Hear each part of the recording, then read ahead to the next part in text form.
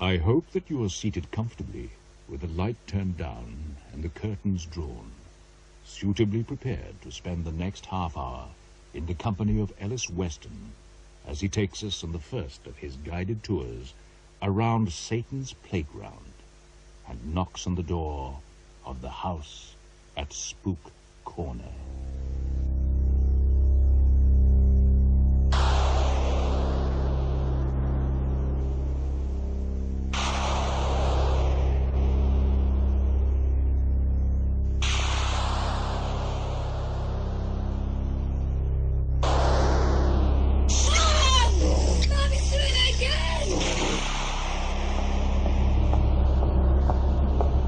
I am standing on the corner of Speke Avenue and Romulus Crescent in South London. It's no different from 1,000 other street corners in towns, cities and villages throughout the country. The house on this corner, number 41, is much the same as any other three-bedroomed council semi. You might have one like it in your street. The family that lives here is quite ordinary. They could be anybody's neighbours. Except for one thing. For the past 3 months, this house and the family that lives here have been held in the grip of a strange and terrifying force. An awesome, haunting power that grants ordinary, everyday objects a frightening life of their own. To the postman, the policeman, the baker, the butcher's boy, this is just number 41. To the people who live in this part of London, this is the house at Spook Corner. How was that, Justin? You were fine, Ellis, but the atmosphere was a touch too noisy. Sue, go and find something not quite so busy, would you? All right. Try 129, Sue. Thanks, Mike. To save time, I'll record your link into the first interview now, and I'll dub in the rest when I edit tomorrow. Well, fine by me. But can I say something? It's what you're being paid for. Well, I'm just not sure that I like some of the things we're doing. I mean, adding sound effects to pretend I'm out on the street instead of standing here in the studio. Justin? Ellis, how many radio programs have you made in your extensive career? Well? Well, I haven't. Quite. Just let me worry about truth, justice, and the Milky Way, and you read the words and try not to bump into the split infinitives. Now perhaps we can get this finished before the studio managers go into overtime. Ellis, go ahead after the green light. Coming up. Now. We present Frank Windsor, Michael Drew and John Abineri in The House on Spook Corner by Bob Cootie. You know, David, I often wondered whether Justin Fawkes wasn't a touch mad. We didn't go that far. Well, he never went into a screaming rage, but you could always sense something there.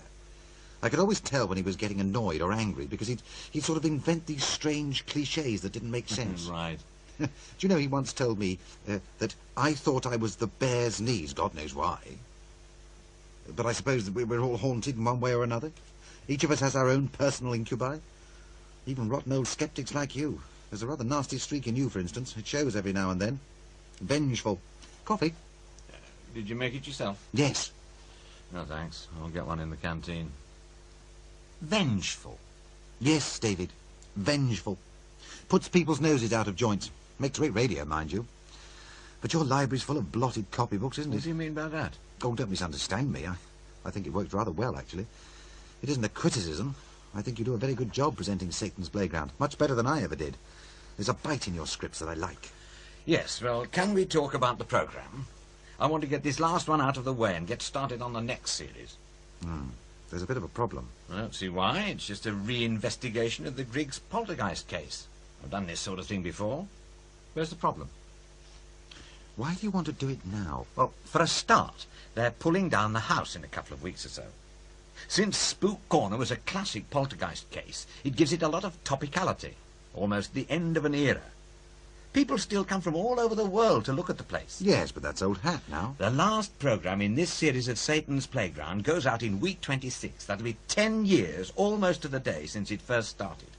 So why not go back and look at that very first case? Well, I'm not so sure. It's one of the most celebrated poltergeist cases of all time.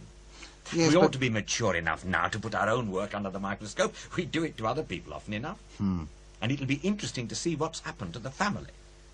Something like that must have changed their lives. Listen to this.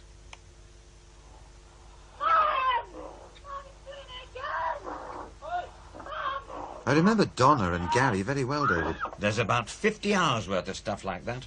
One of the studio managers found the original unedited tapes in Justin Falk's old office. Only about 2% got used. Old office? But he hasn't been in there for years, not since he got booted up to department head. What, 6 years ago now? I wouldn't have thought there'd be anything left. The trouble is, David, you can't make this programme without criticising the house at Spook Corner. I don't think that has to be a major theme. Oh, you really do like walking on eggshells, don't you? You know he's up for controllership? Well, it's between him and, what's her name, Meadows, from Political Affairs Department. I know Fawkes is a feeble bastard at times, but this might not be the best time to go around digging up skeletons. You think he'll get to be controller then? Bound to. Meadows is pretty good, but hasn't been head of department long. And there are a lot of problems to sort out if the track record of the producers there is going to be improved. Meadows really hasn't had much time to entertain grand thoughts about the way the network as a whole should be going. Fawkes is more of a socialiser. He's got high profile, and the bosses like him. God knows why. A hatchet job on him at this moment might not be in your best interests, or mine. Hatchet job? Oh, come on. You've got to admit your programmes on the paranormal have been hatchet jobs. And I can't help wondering about your real interest in Spook Corner. You didn't want to have much to do with it when we tried to interview you for the programme. When a couple of kids shut you in a cupboard and bang on the door to convince you the ghosts are at work and giggle while they're doing it, it's awfully easy to lose interest. You can't be sure it was the kids. Oh, come on, Ellis. Sure, the kids played around every now and then. And maybe it was possible that all the physical stuff was just a pair of them fooling around. But you can't dismiss everything.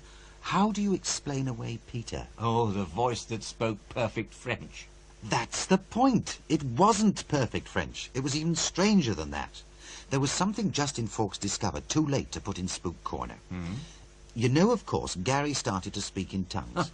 All right, most of it was gobbledygook. Then this character started talking through him that called itself Peter and apparently spoke French. Well, most of us thought it was French, but it was very guttural. It didn't sound right.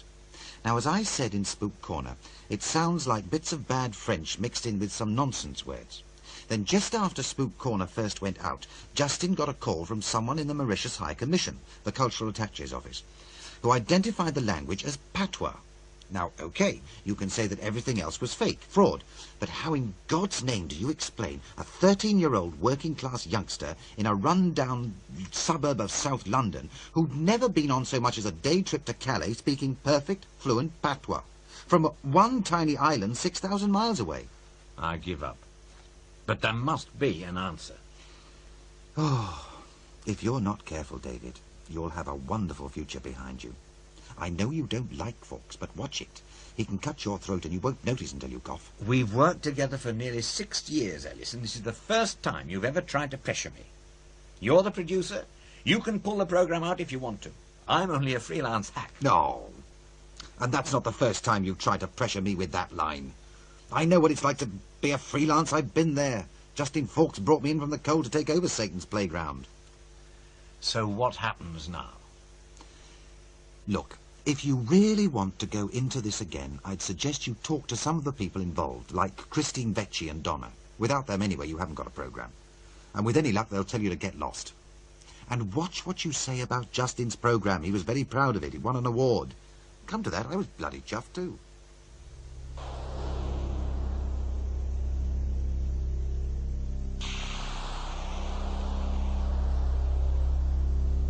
So tell me, Mrs. Griggs, how did it all start? Well, we've always had bangs and things, you know, but you don't take much notice of them, do you? Well, I never did, till the photo exploded. Exploded, you say? I had this picture of me brother on the wall, and it exploded. It just went bang, and there was glass all over. And that professor come round and asked me about it. He looked at the photo and the pieces and said he couldn't explain it. It was only later I remembered. Remembered what? The day the photo exploded was my brother's birthday. That professor was Paul Vecchi, head of the Department of Advanced Biological Systems Research at the Woodman Institute, a privately funded think tank working mainly with NATO governments. Dr. Vecchi and his daughter, Christine, are two of Britain's most respected parapsychologists. They came to Spook Corner at our invitation to give an independent assessment. Did they say what sort of programme they're making, Dad? Not really, Christine. On the phone, they just said it was going to be open-minded. The problem with an open mind is that a dreadful load of old rubbish can fall into it. A century ago, poor French children would pick through tips of rubbish to scrape a living. Most times they found nothing.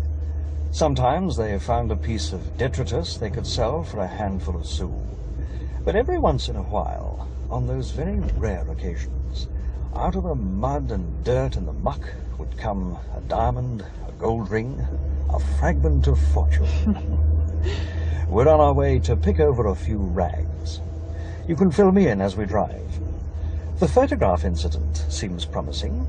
What's the family like? Oh, working class, not particularly well educated. The mother's a lapsed Catholic trying to bring up her daughter and stepson on social security.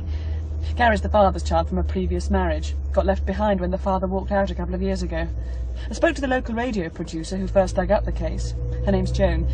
She says, well, there's a lot of bitterness there. Not the sort of people to resort to fraud, then. Oh, no. There does seem to be a lot of pent-up emotional energy around. Well, classic conditions, really. And we might be able to get a look in before there's too much contamination by the media. I'll poke my nose around the neighbourhood while you're seeing the family. You know, this would have been right up your mother's street. She always had a soft spot for children. Yes, it would have been. It would have been.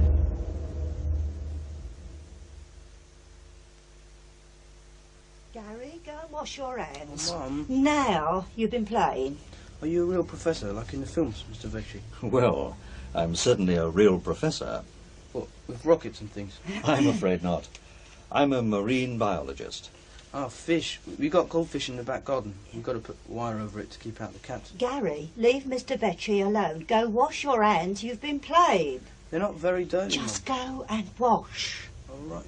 Sorry about that. It's just natural curiosity. He seems a bright boy. Not really, just a show-off. He never gets any good school reports, just spends all day with his head stuck in a book.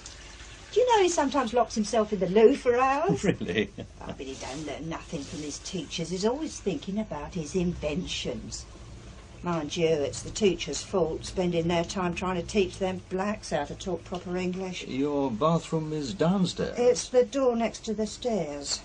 You'd think the council had put one in upstairs, wouldn't you? I suppose we're lucky we didn't have a bath at all till a few years ago. And Donna, where is she? In the kitchen, I think. Donna, you in the kitchen? Yes, Mum. Good.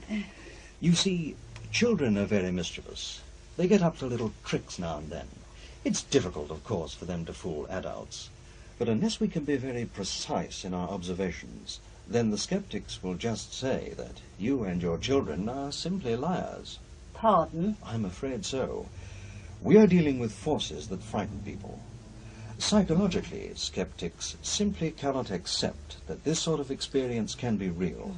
They would rather say that you and your children are the greatest psychologists, the greatest magicians in the world, rather than accept that what is happening is real. Fancy a cup of tea? Donna's got the kettle on. It'll only take a minute. Yes, certainly, thank you. What about Christine? Do you think she'd like to come in? Christine is doing her own work at the moment.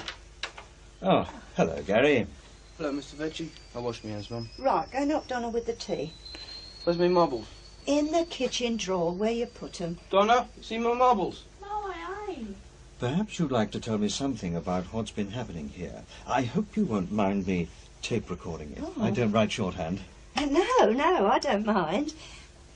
I suppose it must have been noises first off. We always had noises, even when my old man was here, but these were sort of special. In what way is special? It was something like being dragged along, sort of a shush, shush, shush noise. I used to hear it at night, after the kids had gone to bed. Did you ask the children about them? No, I didn't want to frighten them. Well, sometimes they told me they heard things, especially Gary. He used to hear voices, and I didn't want to start them off imagining. And what happened next? Then it were bottle tops and jam jars. I used to keep finding them left open. Funny thing is, my brother used to do that. Was he around at the time? Oh, no, he's dead. Ticker. But I remember Mum telling him off about not putting tops back on. And did you take much notice of it? Well, not really. For a bit I thought it was just the kids messing about. Then the photo exploded. Yes, I was going to ask you about that. Well, it shook me, I can tell you. I was sitting here one night with the telly on. The kids was rowing about some programme. Oh, my brother hated arguments. Gary went off to his bedroom in a real huff. And I heard this crash on the other side of the room. And the glass on my brother's photo just sort of exploded. There were bits everywhere. Gary was very angry at the time? Oh, well, he couldn't have done it. He weren't anywhere near it. I wouldn't be too sure about that, Mrs. Griggs. Ah, tea. Oh, Gary still can't find his marbles. Do you want one lump or two, Mr. Betty? Oh, no sugar, thank you, Donna. I was telling Mr. Betty about the photo, Donna. Oh, yeah, that was weird. But what was really funny was I only realised after that it was my brother's birthday. How do you think it happened? The problem is, I was not there at the time. Even if there was a quite ordinary explanation, I really am not in a position to give it. But I still got the bits. You can look at them. I will look at them, of course. But unless there is something physically unusual about them, I still will not be in a position to say anything positive, Mrs. Griggs. You'd best call me Annie. What's that sound? There's a coincidence. My wife was Annie. Well, Anne-Marie, actually. She was French. Hang on, I heard something then too. Gary, is that you? What's that, Mum? Did you drop something? I thought it came from the bathroom. Oh. Oh, no, it's poured all my shampoo in the bath. Let's have a look then, shall we? And all the bubble bath's been poured out too. I'll get a recording of this. We found a bottle of shampoo and a bottle of bubble bath laying on their sides on a shelf above the hand basin in the downstairs bathroom. Nobody was in here at the time they fell over.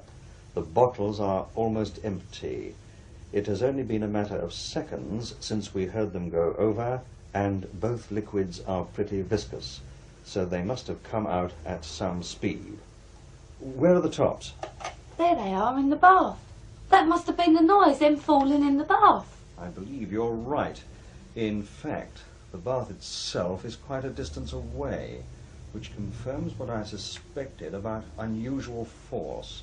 And Mrs. Griggs and Donna were with me, so it can't have been them playing tricks. And Gary was in the kitchen. He'd never have got past without us seeing. Mr. Betty! Mr. Betty, the glasses on the sideboard. Oh, not me Christmas glasses. Oh. Oh. No sign of threads. The glasses just seem to leap off the sideboard. Fascinating. Look, Mrs. Griggs, I think I'm going to need some equipment from my laboratory, so I'll come back later, if I may. Don't say I started ringing doorbells now. It's probably Dr. Rami. I'll get it. You broke the glasses. Oh, they're all over the floor. But it won't be. Hello, Dr. Rami. Good afternoon, Gary. These gentlemen were coming up the path when I arrived. Hi, Gary. I'm Justin. We've come to make a program about your ghost. Can we come in? Christine, I think we might have a live one. Something happened? Yes, amazingly enough, it did. 2 tops came off bottles in the bathroom and flew for around 5 feet. You saw it happen? Oh, well, I saw the tops, but I heard them first, and there was no chance at all of the children doing it.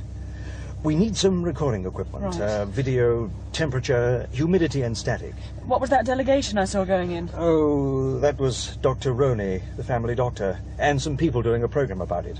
I didn't want to get involved, yet. You know what media people are like. I wonder what's going on in there. Anyway, I've spoken to some of the neighbours. Who's that on the path? The path? I can't see anybody. Yes. Can't you see? There, Christine. There.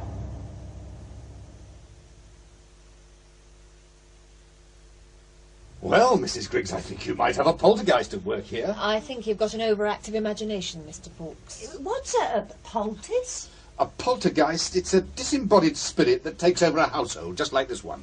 Sounds creepy. Oh, they seem to be quite harmless. They just cause a bit of a fuss. Have you ever heard of the Rosenheim case, Gary? No.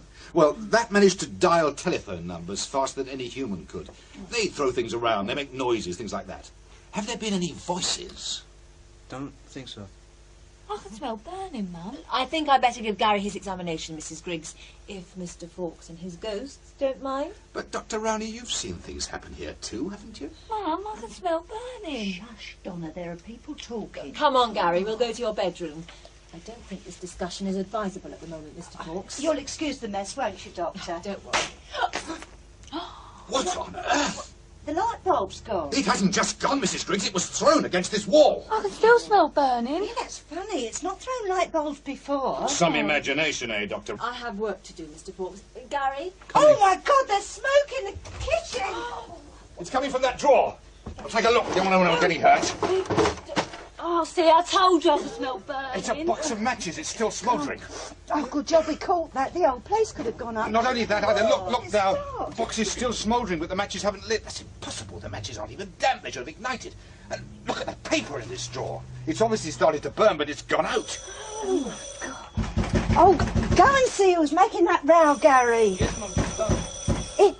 Is it a poltergeist doing this, Mr. Fawkes? Can't see what else it can be. Quick!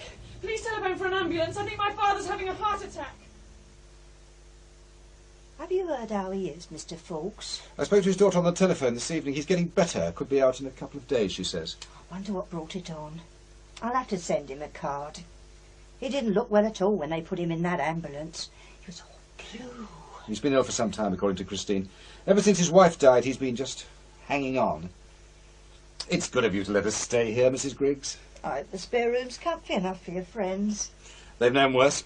Tell me, has anyone seen a ghost in this house, or outside it, maybe on the path? That's something we've never had. I don't think Dr. Roney likes you much. Oh, really? Your friends haven't gone to bed already, have they? Eh? Oh, no, they're night owls.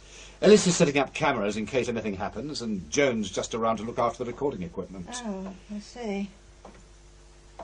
Who's that? That'll be Ellis or Jane, I expect.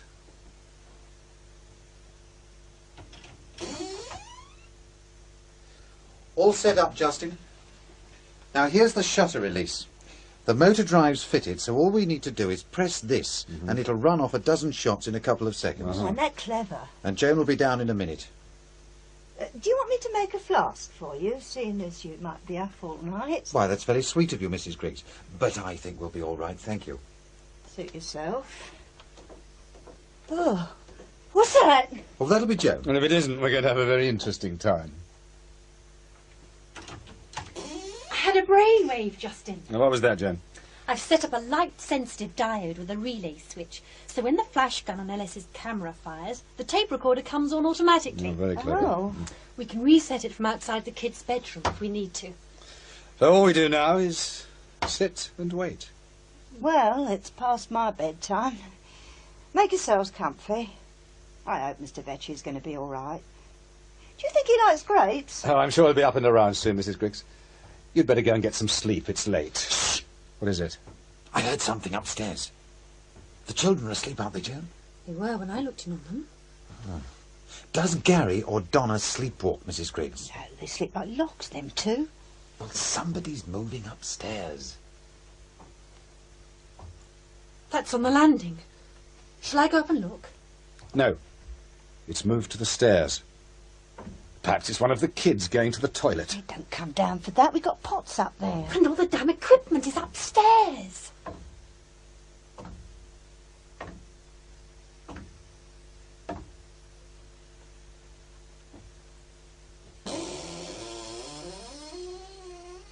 Gary, what are you doing off? We wondered who on earth it was. You get back to bed this instant. Mrs. Griggs. Go on. Go back to bed. It's long past your bedtime. Mrs. Griggs. There's something wrong. Gary? Gary? Maybe he's just sleepwalking. All the excitement. He's got his eyes open. Well, people do sleepwalk with their eyes open. Yes, but look at those eyes. Gary. He hasn't blinked once. Gary, say something. Shut up, fat bitch. Gary! Get out of this house. Gary, can you hear us? Tu m'emmerdes, gonzesse. Can you say that again? Look, I'll get the tape machine from upstairs. Tu m'emmerdes, Queen. Don't sound English. Doesn't sound too polite, either. Ferme, chauve-cul. Va te faire enculer chez le grec. Oof, it's French. And he isn't being very polite. In fact, he's being bloody rude. I must have copied it from someone at school. They teach French. They don't teach that sort of French, Mrs. Griggs. Can you speak French, Joan? Not very well, but I spent a couple of months in Paris. Que voulez-vous, Gary? Je suis pas Gary. Bloody hell, Justin. Look at this. The tape's all screwed up. Shut up, Ellis. But just shut up. Qui êtes-vous? Je suis Peter. Laissez-moi roupiller. He says he's Peter and he's tired. De où êtes-vous, Peter? Tout le monde. Laissez-moi roupiller. Je ne vous connais pas. T'es une greluche. Et ta sœur. Et pisse bleue. For God's sake, what's going on, Joan? We're slugging each other off, Justin. Gary, sorry, Peter. Que êtes-vous? Une fantôme. Un fantôme?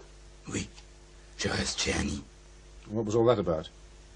Apart from bad mouthing, he said his name was Peter, and that he was everywhere, I think, and that he was a ghost, and he was staying with Annie. That's my name. He's going back. Hey, shouldn't I call Dr. Roney, eh? We'll give him a couple of minutes to get back to bed. If he looks okay, we'll wait until morning. Do you know if there are any French children at his school? It probably won't matter if there are, Justin. There's no way even a French child would talk like that. It was foul. All the same. Couldn't he have just picked up the words somehow? Oh, it wasn't the words, it was the way he used them. I didn't learn much proper French when I was in Paris, but I did learn to swear, and he was doing it perfectly. When I said, et ta sœur, he said, elle pisse bleue, which is exactly the right response in the right context. Yes. Make a note to ring the school tomorrow, Joan. Ellis, what were you saying earlier? Sorry I snapped at you, but you could see what was going on. Yes. Sounded tremendous. Pity we couldn't get it on tape. When I went to look at the recorder, the tape was all jammed up. Maybe Gary did it. I checked the girl and she was asleep.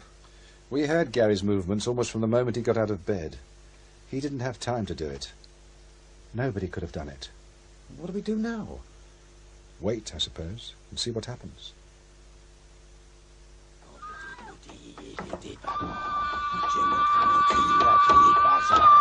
Quand j'étais petit et j'étais pas grand, je montrais mon cul. Hello, David Morris's office. I'm Justin Fawkes. Is David available? He's very busy. I'll see if he can talk to you. Please hold on. I'm putting you through. Yes, Mr. Fawkes. What can I do for you? Well, let me explain. I'm producing a new radio series on the paranormal. It's going to be called Satan's Playground, and it's scheduled for the end of June, beginning of July. It's going to be very open-minded, and we're trying to get a spread of opinion. I've read your book on the paranormal, and I'd rather like you to be in the first program. What's the subject? The Griggs Poltergeist case. Yes, I know of it, although I haven't been there. We've got some recordings and photographs I'd like you to look at. Perhaps I could come to your office tomorrow. Who took the pictures? Ellis Weston, the presenter of the series. He's handy with a camera. He used a motor drive, so it's almost like a movie. Almost. There's a lot of stuff flying around. What's this group? See the ceiling lamp? It's just started swinging, and if you look along this set of prints, you'll see the swing is actually getting greater.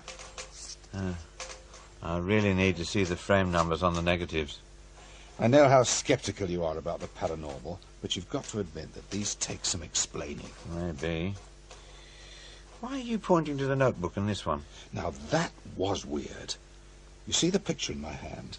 I was in the room talking to the kids when I heard it fall off the wall. The thumbtack holding it had fallen out, so I kept a careful eye on Donna and Gary while I put it up again. That notebook literally flew off the dressing table and hit the wall. You were watching the children and pushing in the drawing pin at the same time? Yes. That was clever of you. You actually saw the notebook move? I couldn't miss it. It hit the wall just by my head. But the dressing table was directly behind you. You couldn't have seen it start moving. Oh, you're just nitpicking. Why don't you come down and see what's happening? I really haven't got time right now, Justin. I'm up to the ears. My publisher's screaming for a manuscript. So you're refusing to come down? No, I'm not refusing. I'm busy. You're going to ignore it? I'm not ignoring it, Justin. I told you. I don't have the time right now. You're not going to be able to ignore this one, David, and you can't use the old excuse of it not being there when you come to investigate it. It's going on now, at this very moment. Look, I'll think about it. If I get time, I'll come, okay? Okay, you think about it. Bye, Mr. Fox. Wendy. Yes, David? Here a minute. The horrid person. Yes, he's a bit of a creep. Mind you, I've heard some of his programmes. They're very good. He makes good programmes, Wendy, but he's just an ambitious creep. I wouldn't take his word for it if he told me the sky was blue. Well, I suppose I'd better go and see these kids, otherwise he'll never let me forget it. He'll use it as a stick to beat me and every other skeptic in sight. Gary? Can you hear me, Gary? You know one of them from the radio? No. I'm David Morris. Mr. Fawkes just asked me to come and have a chat with you. You must be Gary. And you're Donna. Yeah. So this is the bedroom where Peter lives? That's right. Where is he? Over there in the corner. Can't see him. Why's that? He's invisible. Can you see him? No. Sometimes. He's a ghost. No, he ain't. He is. No, he ain't. He ain't a ghost. Well, what is he then? I don't know. He ain't a ghost, that's all. So you don't know what he is, Gary? Is it a he? He told us he was coming. Yeah. He's been waiting for you. He wants to see you. Yeah, he wants to see you. Okay, where do I find him? Can I talk to him? He said you had to get in the cupboard. You mean this cupboard over here? Yeah. Looks like a tight fit. All right. What do I do now? He says we've got to close the door. Gary? I got to shut the door. That's fine by me. Piss off. That was Peter. I don't think so. Okay, here I am. What do I do? Hello?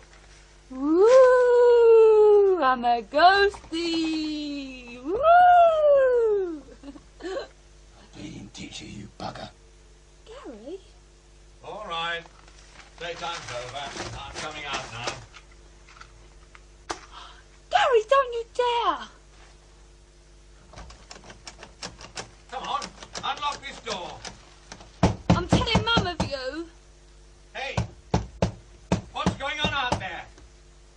Open this door now, the fun's over. Right, I'm telling Mum. Come here, you slag. Come back here, you two. Open this damn door. Are you there? Damn kids. Smoke. The door's hot. The little bastard set fire to the place. Help! Hey! Let me out! Can anybody hear me? Is anybody there? For God's sake, let me out of here! God, oh, please. Could have gone up. David! David! Are you all right? Yes. No thanks to those kids. Oh, you probably owe them your life. Gary told us what had happened. Really? Exactly what did he say? He said that they tried to open the door when they saw the smoke and couldn't. Donna got frightened and ran down to get me. That's what they said. Yes? Why? You might wonder how those burning comics got piled up outside the cupboard. Yes, I know. I wonder why Peter did it. Oh, for heaven's sake, folks. You all right, Mr. Morris? Yeah, we were really worried about you. I'm sure.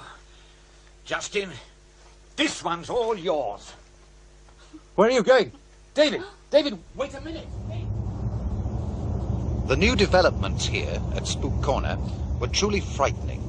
Over the 10 days during which Joan, Justin and I camped out in the house each night, the phenomena were coming thick and fast, and apparently more violent.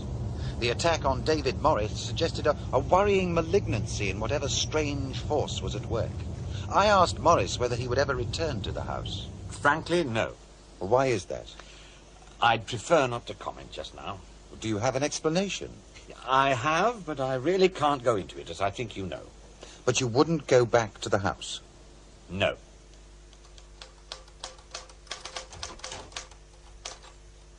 Morning, David. Morning. Get me that bastard Fawkes on the phone. You're not happy this morning, I can tell. Bloody right, I'm not happy. I heard you on the radio last night. I thought you were very good. Just in Fawkes' office, please. It's on the line. Right. Now, look here, Fawkes.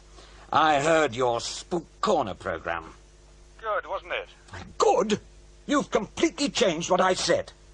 I agreed to that interview on condition you either used all of it or none. Oh, come on, Dave. You know what it's like. There just wasn't enough time for it all. But I thought that what you were saying was important. I really didn't have any choice. You cut the damn thing to ribbons. Oh, I don't think so, David. We got the essence of what you were saying. Come on, Fawkes. I made it quite clear that I couldn't explain what was going on for legal reasons. And I didn't want to go back to the house because I just didn't think it worth it. You can't blame me for that. I checked it out with the lawyers, and they thought that if you said that you couldn't explain it for legal reasons, then there's a chance of an implied libel. I couldn't risk it, David. And without that, your comment about it not being worthwhile just didn't make sense.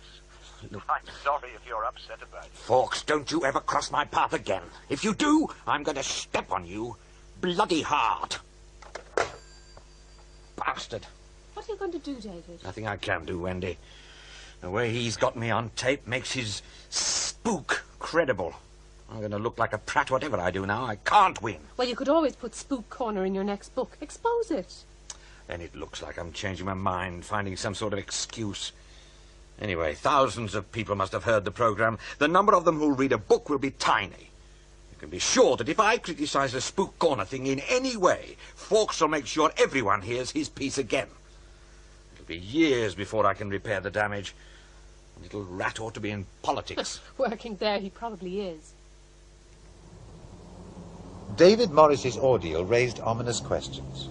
Could a poltergeist hurt, perhaps even kill a human being? Professor Vecchi. All the phenomena that we see here are classic poltergeist manifestations. Objects moving, furniture tipping over, noises, and even materials spontaneously combusting. They're all quite normal, at least as far as any poltergeist effects can be normal. I've been studying the literature on this for, I suppose, 20 years now. And to my knowledge, these are usually mischievous, playful effects, much as an overexcited child might produce. In fact, this childlike sense is actually reinforced by the lack of actual harm to people. Well, physical harm anyway. So we don't really have anything to fear from whatever's causing this? Not really. Apart from the odd scratch or bruise. You've had a lot of experience with this sort of phenomenon, and until now you've not committed yourself on any of the cases you've investigated. In fact, you're better known for your exposure of fakes. How do you rate this case? I would like to say that I have no doubts at all that what is going on in this house is 100% genuine. You have no doubts? No doubts at all. Poltergeists may indeed be harmless. But just hours after recording that interview, Professor Vecchi was dead. I wish that wretched little man hadn't told you about Gary's French trances. You're really not strong enough yet. The hospital told you to rest. I'm perfectly all right. That was a very serious heart attack. I'm not a complete invalid. Oh, why won't you let me check it out first? Because it could stop happening at any moment. All the same. This is the corner here. Yes, I know. And don't worry. Nobody's taken me in for the past 30 years, and I certainly have no intention of becoming a credulous, senile idiot now. I don't know about senile, but you're being a fool. You should still be in hospital. Here's the place. All right, I know. You are touchy today. He's into a trance again. Gary, Gary, can you hear me?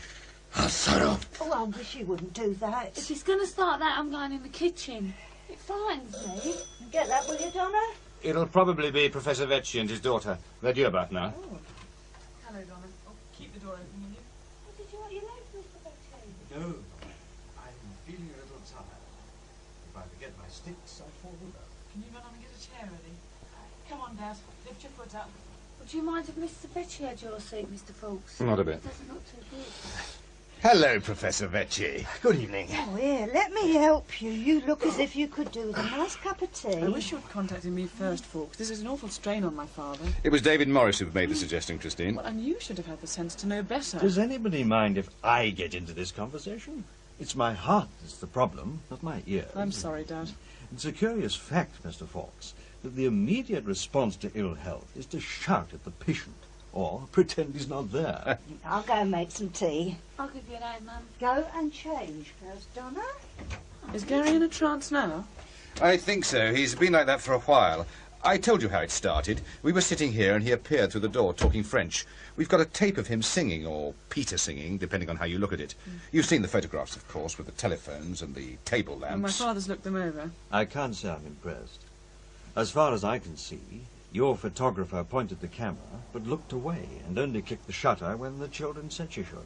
That is a very dangerous technique to... What's wrong with the telephone? Well, as far as the phone people can gather, whatever is here is telephoning the speaking clock, and doing it faster than the telephone itself could do it. Are connections actually being made, or is the number just being dialed? Does it make a difference? Even if the handset was put down as soon as the dialing was finished, it couldn't be done as fast. Yes, Mr. Fawkes. It does matter. Everything matters. I'll get to you in a minute, Gary. How often has the trance state occurred? 2 or 3 times a day, sometimes as Peter, sometimes as somebody else. We haven't been able to identify him yet. And there's been the singing, of course. My presenter, Ellis, says the French is reasonably good and he's using slang in the right context. And he's talking about somebody called Annie. Any other names? Well, he sometimes mentions Marie, but it's difficult to make out whether it's a different person or not. Now, that is interesting. Do you know anything of my family history? Nothing at all. Christine? No, I haven't discussed it with anybody. It's unlikely that these children would have any details. Good evening, Gary. Je suis pas Gary. Je m'appelle Peter. Can you translate, Christine? Papier? He says his name's not Gary. No, Peter. He's Peter. Hello, Peter. Bonsoir, monsieur le professeur. He's just saying good evening. Pleased to meet you. Enchanté. We could have got that from anywhere. Ferme ta gueule, putain. He's telling me to shut my mouth. It's a very charming turn of phrase, I understand. He has. You're the first person he hasn't sworn at. That might be a meaningful observation, Fawkes. Peter, est-ce que tu es jeune? Non, vieille, prof. Très, très vieille. He's old. Very old. Mais tu parles comme un jeune homme. Je suis vachement vieille. Tu me files une clope, mec. He's asking for a cigarette. Non, je fume pas. T'as raison. It's certainly not schoolboy French. We know, and his schoolteacher said that his French is pretty bad anyway. Jeanne la salopine. He's calling Joan a slut. Peter doesn't like Joan. I gathered. His French isn't perfect, which is good. It's more convincing. He'd need to spend some time with a French speaker to... There aren't any French people at the school, and this is hardly a cosmopolitan area. Well, not in European terms, anyway. Yes, I'll accept that. I've checked independently. Here's some tea, everybody. Toujours le thé. Les Anglais faire pipi toujours. Always the tea and the English pee a lot. Oh, still at it, is he? Mum, I'm going round to Brenda's. Gary gives me the creeps when he's like this. All right, but don't be home late. Annie dit bonsoir. I see. Annie who? Annie says good evening. Anne-Marie. C'est ta femme. Tu connais Anne-Marie, prof? Marianne, you know Aunt Marianne, she's your wife. Sure. Oui, bien sûr. Sans blague, mec. Yes, no jokes. Elle est petite? Non, grande. She's tall. Et ses cheveux? Très blonde, avec un petit nez, comme une souris. Elle est bien roulée, prof. Tall, blonde, small-nosed and pretty. Is it accurate? Oh, yes, it's accurate, all right. Trouble is, it fits everybody who isn't a short, ugly brunette with a long nose. Don't let your tea get cold. Is there something specific you can ask? Tu parles français comme une vache espagnole. Qu'est-ce que tu dis? Tu parles français comme une vache espagnole. Speaks French like a Spanish cow. Well, that doesn't make sense. Well, that's what he said. I think we can go, Christine. Help me up, will you? Yes. What's going on? Why are you leaving now? I have my answer, Mr. Fawkes. I'm still not convinced, Dad. I really can't see why he would come up with that specific phrase, Christine. Your mother was always saying that I spoke bad French. She always said, "Tu parles français comme une vache espagnole." It's just too much of a coincidence. Well, I'm not so sure. You in all right? I'm sure now. Anne is here, Christine. She is there. Annie? Annie! Let's go back to the office and talk about it. Okay, Dad? You agree? Dad? Dad! Here's your book, Mr. Fawkes, and thank you. I just hope you enjoyed it, Dr. Rennie. I really hadn't realised just how well documented faith healing was. I'm sorry if I seem so dismissive. You've changed your mind? Well, yes. Yes, I suppose I have. Because of the book? No, not that by itself. It's Gary. Gary? Well, yes. It's difficult to understand when you're on the outside of somebody's mind. When you know something is happening, you don't know quite what. I'm afraid I'm not making much sense, am I? Go on. You haven't got that tape recorder on, have you? No, I'm just waiting for Mrs. Griggs and the children. They're upstairs. Oh, what's that? Oh, it's just the telephone. It keeps doing that. The GPO's investigating it. Go on with what you were saying. Well, I've been looking after Gary for 2 years now. He's a very disturbed boy. Well, you knew that, didn't you? Well, I wasn't sure. Well, quite serious personality disorders. I suppose a few years ago he'd have probably been diagnosed as schizophrenic. I see. But the odd thing is that since all this started, he's quietened down a lot. And there are other things too. What sort of other things? Well, he had a lot of stomach problems, almost certainly psychological, of course. But all the same, it's cleared up completely. Well, so have the headaches. And he used to have a lot of skin trouble too. Warts, sores, that sort of thing. So you would say that now he was mentally and physically sound? Well, more or less, yes. Well, a lot depends on what you mean by sound. When I first started in clinical psychiatry, I had a patient at Virginia Water who insisted he could see big, green, slimy hobgoblins on everybody's shoulders. Really? Well, he'd gone into hospital because he was frightened. But what he was doing, though, was somehow seeing a personification of people's drives, ambitions and fears. Once he understood that, he could handle it. Fascinating. Well, in fact, after he left the hospital, he became a psychologist, a damn good one, too. And the hobgoblins had gone? Oh, he still sees them. He just knows they aren't there. I wonder what he'd make of yours. Mine? I've been watching you, Mr. Fawkes. This thing's getting through to you. There's a hobgoblin on your shoulder, and it's getting a little bigger every day. Oh, I've got to be going. But Dr. Roney, I've ordered some books on faith healing from the shop round the corner. I want to get there before they close. It's been nice meeting you again, Dr. Roney, You but... see Christine Betchy, do tell her how sorry I was to hear about her father. When's the funeral? On Friday, I think. Dr. Roney, Hi, what... Dr. Roney. Hi, Mr. Fawkes. Oh, I'll hello. let myself out, Mr. Fawkes. Oh, very well. Now, Donna, Gary, I'd like to go through what you were saying about the chair earlier on. It happened while you and Mum was in the kitchen having tea, and it went forward and fell over. Yeah, and no one touched it. No, it weren't us. I see. Well, what we're going to do is a reconstruction with you two saying exactly what you said then, so people get an idea of what it was like, okay? Yeah, sure. We'll show you just what it was like. Is this the chair? That's Your right. mum's chair? Yes? That one. It moved and fell right over. Right. Now, this time, I'll move the chair, and you do what you did then. I'll count to 3. 1, 2, 3.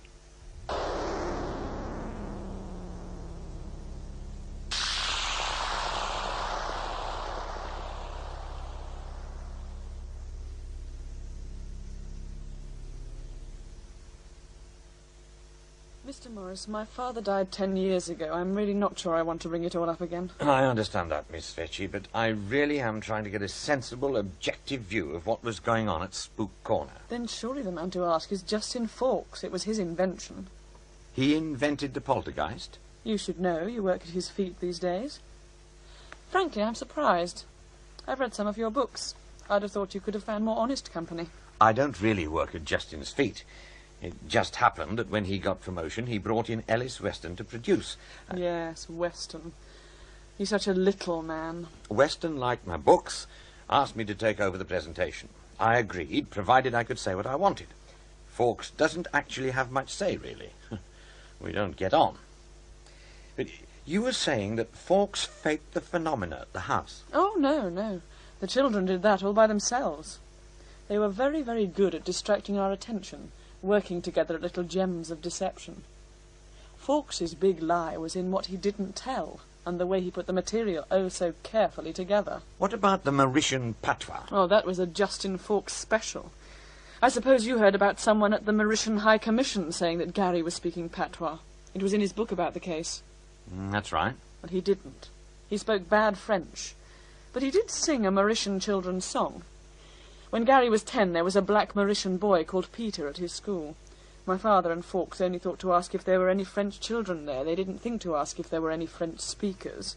Of course, the two boys swapped rude words. But what about the Spanish cow statement? Gary went to Peter's home once and tried out his French on the boy's mother, who told him he spoke French comme une vache espagnole. It's a bit old-fashioned, but it's a common enough phrase. How do you know all this? Because I checked. There's something else you probably haven't been told. After a few months, Peter and his parents moved to London. You see, the father worked for the Mauritius High Commission. It was he who telephoned Fawkes after the programme was broadcast to explain how Gary could have learned his French. The way your father sounded on the programme, he seemed pretty convinced the children were genuine. But perhaps you'd like to hear what my father really said, Mr. Morris? Yeah, well... No, I want you to hear this. He used a pocket dictation machine quite a lot. I've started writing my father's biography, and recently, when I was going through his tapes, I found this. You've had a lot of experience with this sort of phenomenon, and until now you've not committed yourself on any of the cases you've investigated. In fact, you're better known for your exposure of fakes. How do you rate this case?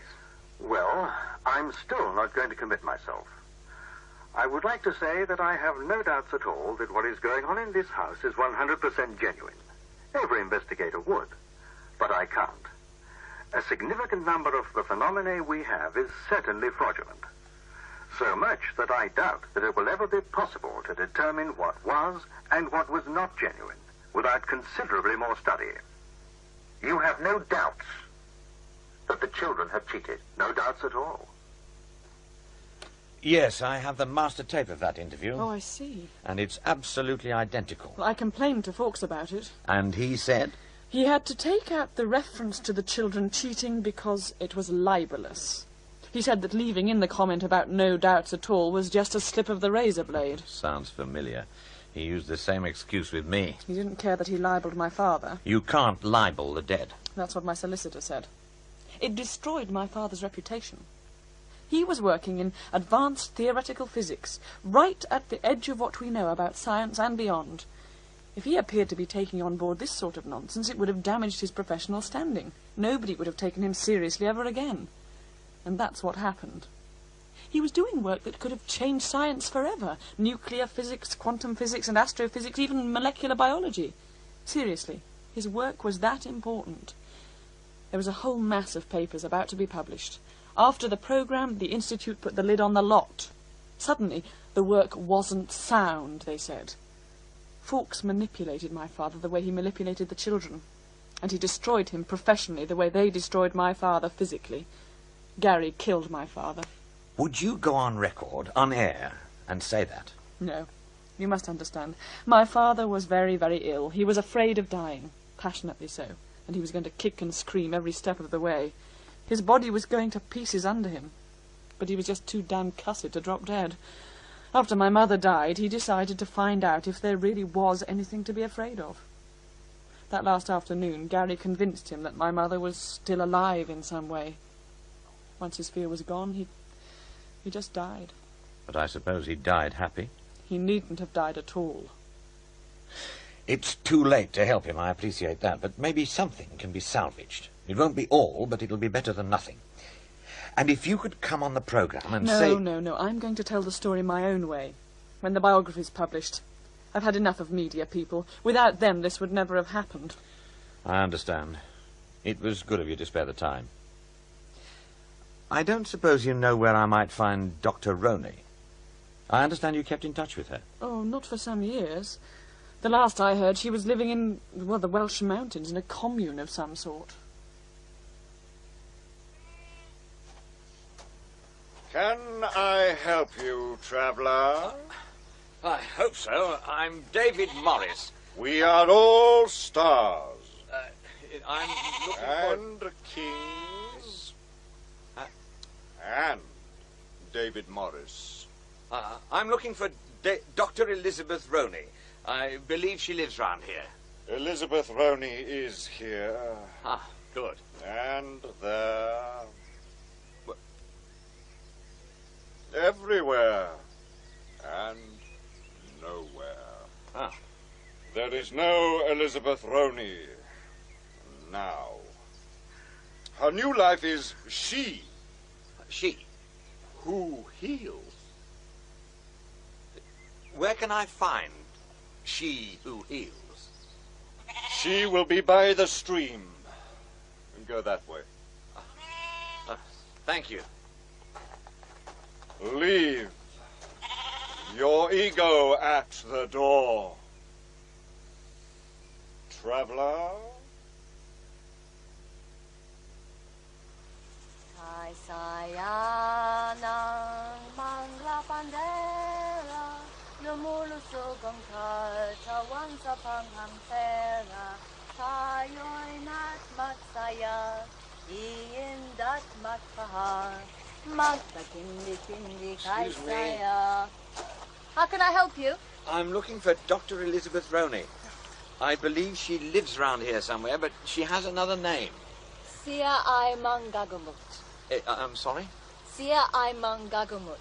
She who heals. Do you know where she is? You don't recognize me, Mr. Morris. You? Of course. I'm sorry. 10 years is a long time. If you were telling the truth, you'd say I look a lot older than you thought I should. It's the weather and cooking on a cold stove. It does wonders for the spirit, but ages the skin. Funnily enough, water's good for my hands, see? Do you always wash your clothes in a stream? Well, we wash everything in the stream by hand. No soaps or detergents. Sometimes some wood ash. It's good for Gaia. What happens when the stream freezes? Oh, it does every November.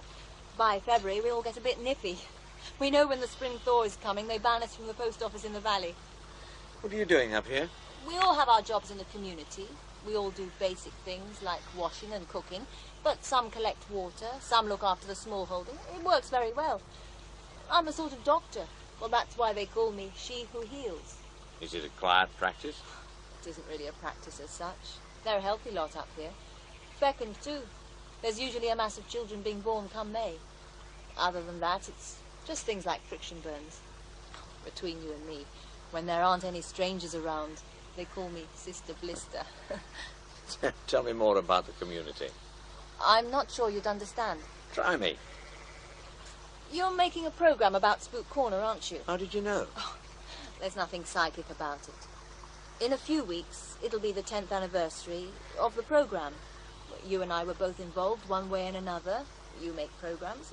Pretty obvious. I suppose it is. They're about to knock the house down. They might destroy the house, but they won't destroy the spirit within it. I was treating Gary Griggs then. He was a very unhappy child, you know. Well, not just mentally, but physically too. The strange thing is that when things started to happen in the house, he started to improve. Well, at first I didn't take much notice. Then Justin Fawkes gave me some books to read about psychic healing. They seemed pretty nonsensical. But as Gary improved, I just had to look at the whole thing again. I came across the works of Tony Medina, the mystic and psychic surgeon in Baguio. I've seen him in the Philippines. Oh, what did you think? Frankly, he's a fake. Oh, no. I photographed him taking out a growth from somebody's kidney. Turned out to be chicken innards and stage blood. Outside, superficially, it probably was, but he does cure. The outside appearance causes the inner reality. Well, anyway, I went to the Philippines and saw him operating in Baguio up in the mountains. The first time, we went out among the pine trees and talked. Drank coke and ginebra in a sari-sari store. Ate chicharron and went on talking. I went back to his apartment. watched the sun coming up over the South China Sea. We made love. It was... I don't know, there's no English word to describe it. Like a brilliant crystal rainbow exploding quietly inside. He called it Bayaya na Bakahari. I see. And from then on I shared his food, his bed, his life. You don't speak Ilocano, of course. Rizal said, Angwig Asiang Kaluwa ang Bayan. Language is the soul of the nation. There's an awful lot I can't explain. You make him sound like a cross between Jesus Christ and Casanova. He was a man, an ordinary man. There was nothing very special about him. In fact, I think he used to feel quite proud of having a Peral girlfriend. It was all part of the paradox. He even spent Sunday afternoons losing money at cockfights. Mine mostly. But you say he had a special power. Oh no, the power wasn't his. It was God who did the curing, and Tony could only act as his vessel if he was in a state of grace. Oh, yes. Tony taught me a lot. And after he died, I decided to come here and set up the Medina community to carry on his work of healing and to train other people. We live and pray and study. But that's all there is to it. Sometimes people come to us for healing, sometimes we go to them. Spook Corner really did change your life, didn't it? Would you say it was for the better? Who knows? Perhaps it would all have happened without the program. But God's usually pretty spry at bypassing the obstacles we try to put in his way. But you had a promising career. You were very respected. And you gave all that up. I gave up nothing. I had nothing. Tony showed me that. What about all the kids you were helping? God will provide. That's his job. Talking of kids, what did you reckon on Gary and Donna? You saw a lot of them. And they really were a pair of crooks, weren't they? Really? Oh, yes, they were manipulating everybody in sight, and you can't blame them. They had a pretty rotten life with Gary's father walking out like that, leaving him behind. They just wanted attention, and you lot certainly gave it to them. So you do know it wasn't genuine? Oh, that isn't quite what I said. I know the children weren't genuine, but the spirit was. Just because a couple of kids were fooling about, it doesn't mean you have to invest the whole thing with some great mystic significance. I'm afraid I wouldn't be much use for your program. Have you spoken to Gary or Donna? Oh, not yet. I'm supposed to be seeing Donna the day after tomorrow. Give them my love. They never had very much given to them. Your Welsh jaunt, David, has put me right over my budget, and you still haven't got a programme. That's not true. I'm sorry. I'm not happy with the way it's working out. You haven't actually got anybody to talk on tape. No, but Christine Vecchi and Elizabeth Rowney have given sworn statements. You can't hear sworn statements. Surely we could get actors in to read their words. And none of it is about Spook Corner. It's all about Justin Fawkes. It's all too personal. If we don't do Spook Corner now, we may never be able to do it. You know perfectly well the house is being demolished soon and the Griggs are being moved. By the time the next series comes, it'll be too late. So we don't do it. There's still that recorded programme on psychic detectives. But we always go out with a bang, something that'll stick in the listener's memory and bring them into the next series. Something strong. I cannot allow a character assassination of our next programme controller, especially when it isn't a very good programme anyway. You're sure he's going to be the next controller? Well, I can't see Meadows getting it. David, is Spook Corner that important? Yes. If you'd seen Christine Vecchi and Elizabeth Rowney, you'd know it was. Oh, who have you still to talk to? I'm seeing Donna Griggs tomorrow. Okay, I'll come with you. Then, well, we'll see. Hang on, I'm coming. Yes? Miss Griggs, I'm David Morris. I spoke to you on the telephone yesterday. I think you know Alice Weston. Hello, Donna. Oh, yeah, I remember. I wanted to talk to you about you and your brother 10 years ago. So you said. You weren't sure whether or not you wanted to talk about it anymore. No, I weren't. Well? Well, what? Oh, can we come in? Well, I suppose so. All right, come in. But not for long. My mum will be back in half an hour, and I don't want you here then. I don't want her getting excited. Is your mother ill? Sort of. She is a Right. Ever since it's happened, she's gone all religious. Goes to mass twice a day. She spends all her money going to that medium, Marie Forey, trying to talk to Gary. Gary? Yeah, Gary's dead. Would you like a cup of tea? No, thanks. Oh, please yourself. What happened to Gary? He got his head blown off in a shootout with some paddies at Crossmaglen a couple of years ago. Oh, I am sorry. Well, I don't think he was. Sit down. Thank you. He didn't want to get shot, surely? No. We got a letter after from his commanding officer saying how Gary had been a good bloke and did his job well and all that, you know. Gary would have liked that. Why? Well, nobody ever said he was a good bloke before. He was my stepbrother, you know. But Mum never took much notice of him. Neither did his dad. His dad walked out in the end. Couldn't stand always being second fiddle to Mum and her family. Gary wasn't so lucky. Did she ever show you his poetry? Well, I didn't know he wrote poetry. Oh, yeah, it was good too.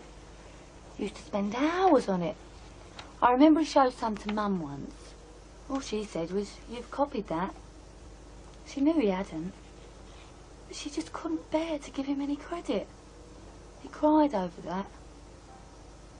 As soon as he was old enough, he joined the army. He thought at least they'd notice him. And they did. He got into the SAS and was posted to Ireland. Your mother didn't like Gary? Oh, it wasn't that. She just wouldn't give him any credit for anything. Remember the funny things that went on with the telephone and all that spooky stuff was going on?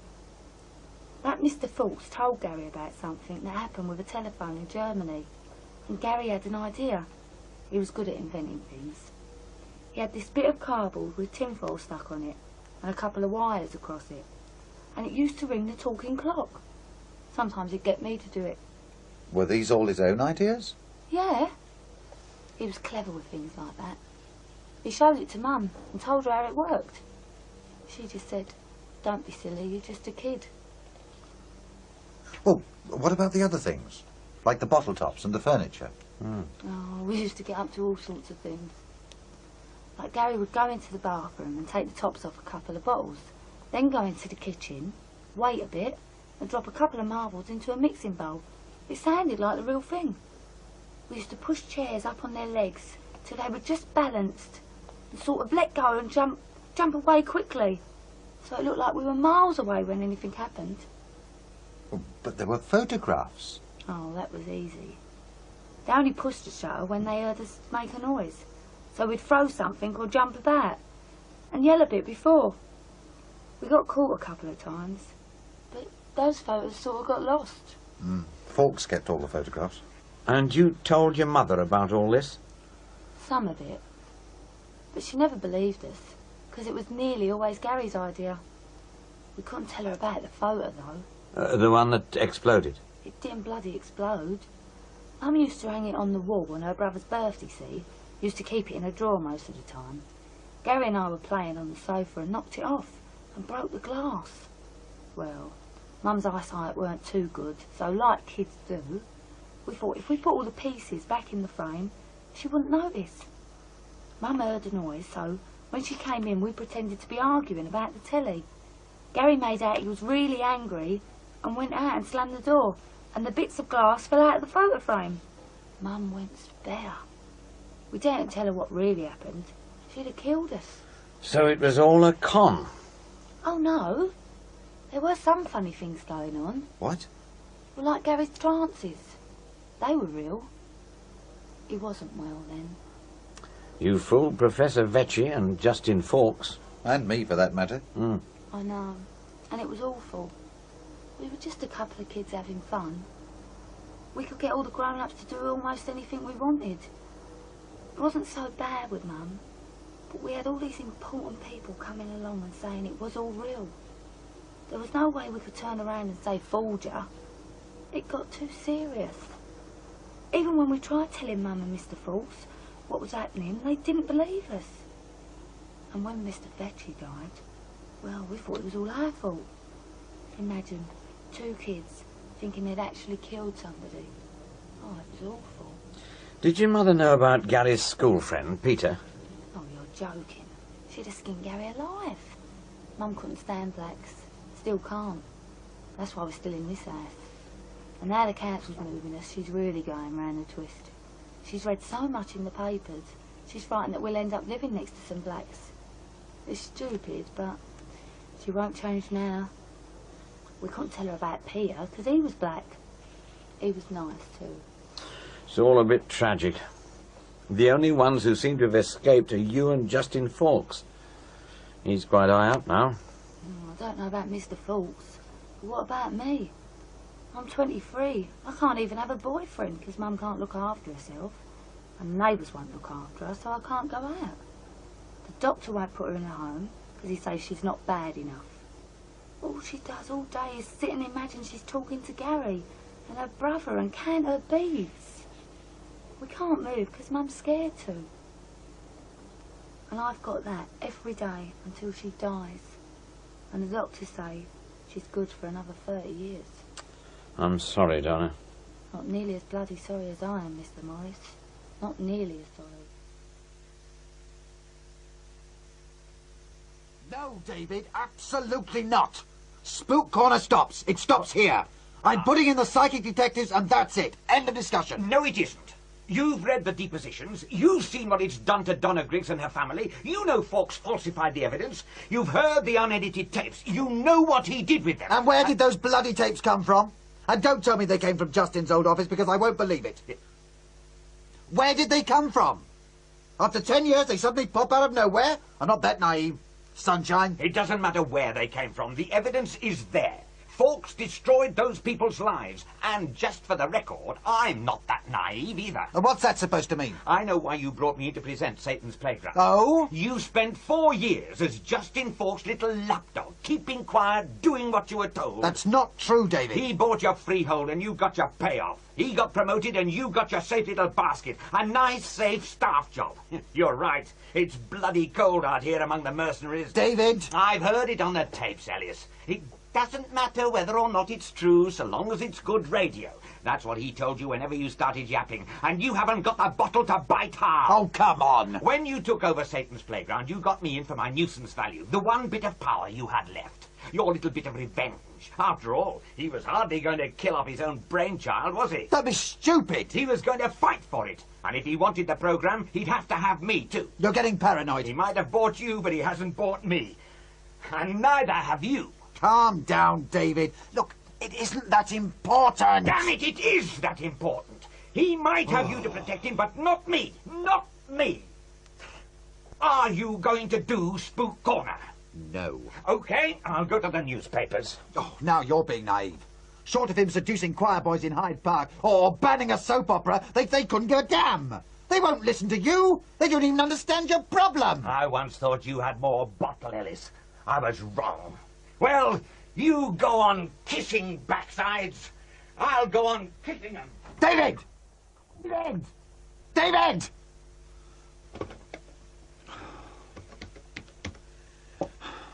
Yes, I'd like to have a word with Justin Fawkes, please. Yes, I'll wait, thank you. That's everything, Alice. The psychic detective tape is on machine 3. This is the first time Satan's Playground's gone out live, isn't it? Yes, it is. Special circumstances. I've spliced the inserts together in order. The veggie tape's on machine 2. I've done my best with it, but it's still pretty ropey. So long as we can hear what he's saying, it'll be okay. Wendy, any sign of Justin Fawkes? Not yet. I've tried his office again, but he's not there. His secretary doesn't know where he is. It's coming up to time, David. I'll get into the studio. If Fawkes condescends to appear, shoot him in straight away. Ready, studio? Ready. Let's monitor network for our cue. And that's followed at 11:15 by the Financial World Tonight. I was held up, I'm afraid. Thank goodness you're here. Go straight in, Justin. Now, David Morris investigates Satan's Playground. Justin Fawkes is here, David.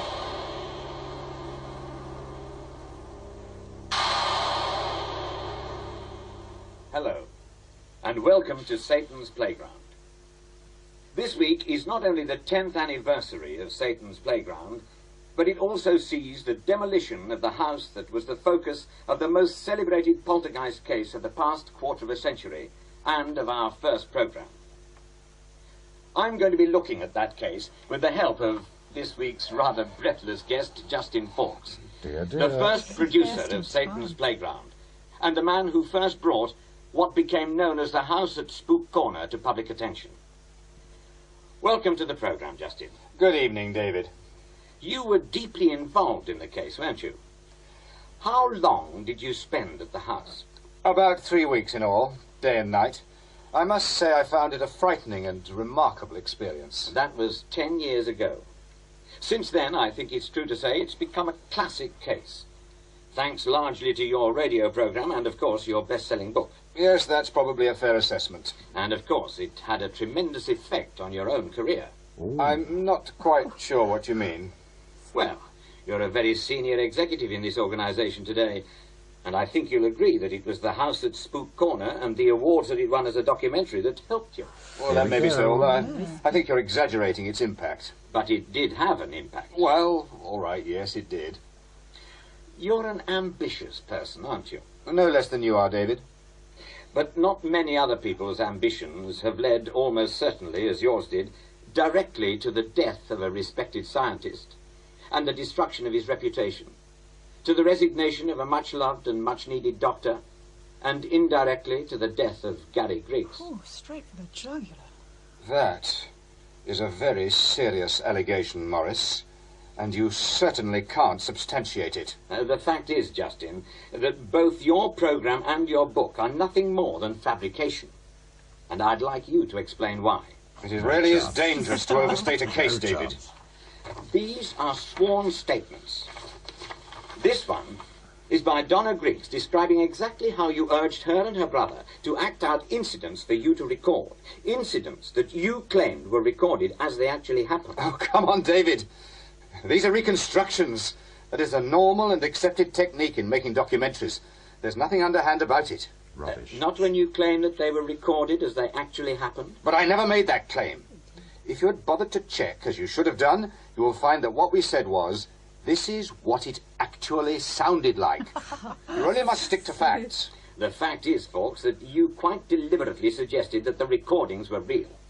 I can't help feeling that you are rather blundering into dangerous ground here. In your programme and in the book, you had both Professor Vetchy and myself unequivocally supporting the Spook Corner poltergeist. That was entirely false. Well, of course, we often hear these claims of misreporting by the media. What almost always happens is that somebody makes a statement to the media, and when they hear themselves or see it in print, they suddenly get cold fingers, and to get over their embarrassment, they blame the press. I'm afraid that will not do. We have the original unedited tapes at Spook Corner. Unedited tapes? Here is what Professor Vetchy really said. Damn, one of the edits has come unstuck. We've got a problem with the tape. We're coming back to you. OK. Well, we'll come back to Professor Vetchy's tapes later. But certainly, in my case, the interview you broadcast bore little relation to what was actually said. I'd have thought that you, with your experience in program making, would know that sometimes one has to use the creative eye, or ear, if you like, to bring out the deeper actuality. Let me get this straight. What you're saying is that you have to tell lies to tell the truth? If you like, yes, there are some But things... the truth isn't some kind of multiple-choice option. A thing either happens or it doesn't. You can't sacrifice facts for some sort of greater art nonsense. You really don't understand, David. Oh, my goodness. Sometimes there is just no other way to explain, to show things, real things, as they are. Yes, I did change what happened. The kids, you, Vetchy. Believe me, David, there was nothing else I could do to show, to warn, to explain. You're frightened. I've been frightened for 10 years. Every day, every moment, knowing it was there, waiting. knowing. What's wrong, Justin? I saw it. I looked into the child's face, into Gary's face, and it wasn't there anymore. I saw it, that creature, crawling out of his eyes. David, it looked at me, actually looked at me, and it spoke, David. It told me what it was. I saw it! I saw it! Okay, Justin, calm down. I saw it! There's no need to bang the table. Somebody, get a doctor down here. Peter, je suis Peter. Peter. What's happening? Cue music. Film. Cue music. The disc isn't set up yet. Where's continuity? Wendy, get the doctor. Continuity. We're coming out early. Thanks. Hello, medical centre. Someone's ill in B10. I think he'll need an ambulance. Je suis Peter, and I got you all. Well, I'm afraid that because of technical problems, we have to leave David Morris and Satan's Playground. Gremlins in the works, I expect. However, in the few minutes before the next program, perhaps you'd like to know what we have for you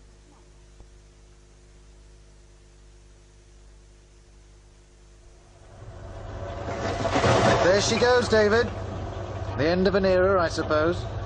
The end of House at Spook Corner. About time, too. You'd swallowed enough victims. Yes. Gary, his mother, Donna, Professor Vecchi and his daughter, Dr. Roney. You, me. Oh, and Justin Fawkes. Oh, hell, I didn't want to demolish him.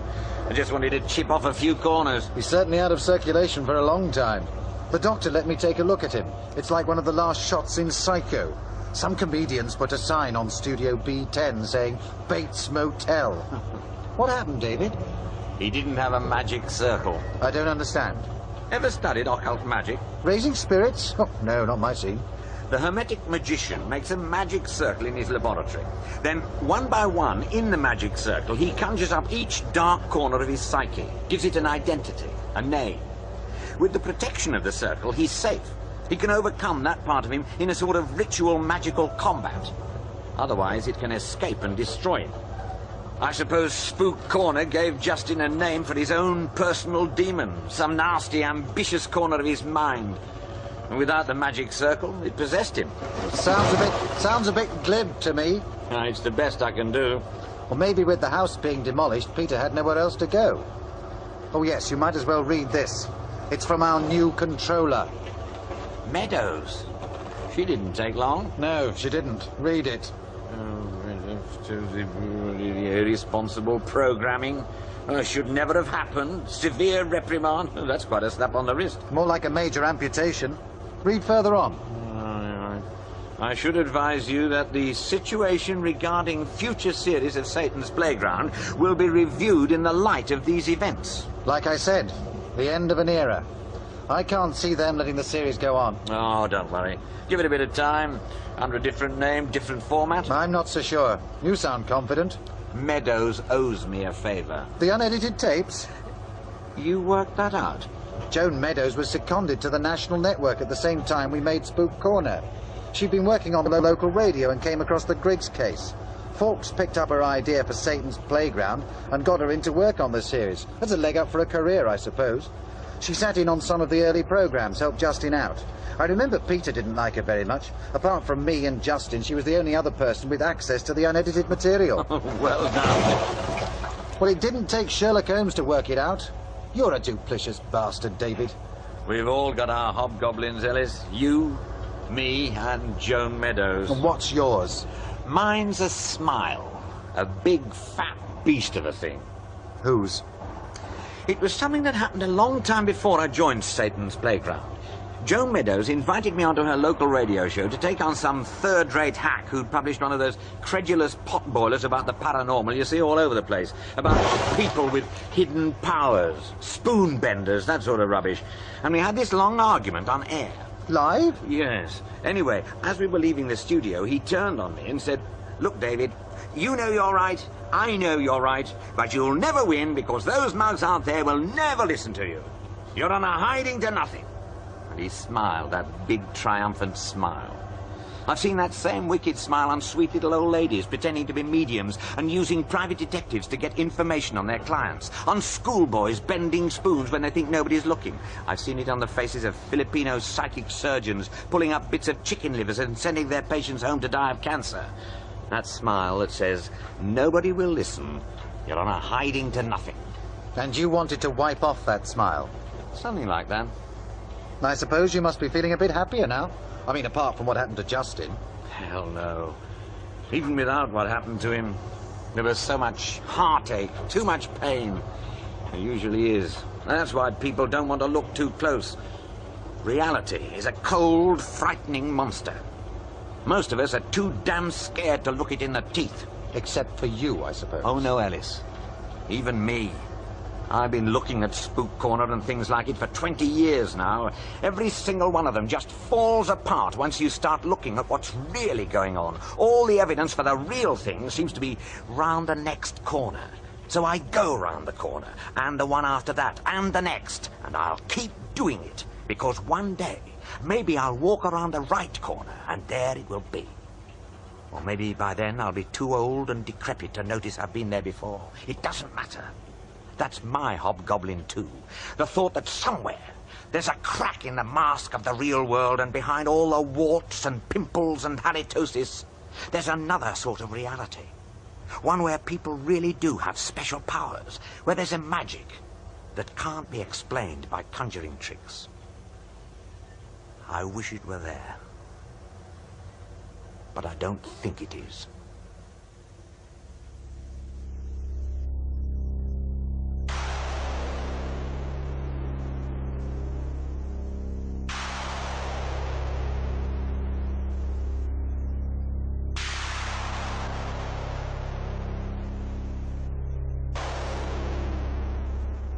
In The House on Spook Corner, the part of David Morris was played by Frank Windsor, Ellis Weston by Michael Drew, and Justin Fawkes by John Abineri.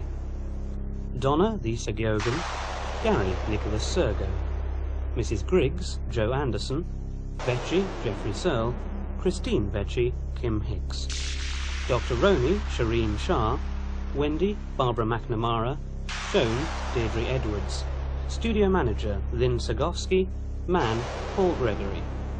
The play was written by Bob Cootie and directed in Bristol by Alec Reed.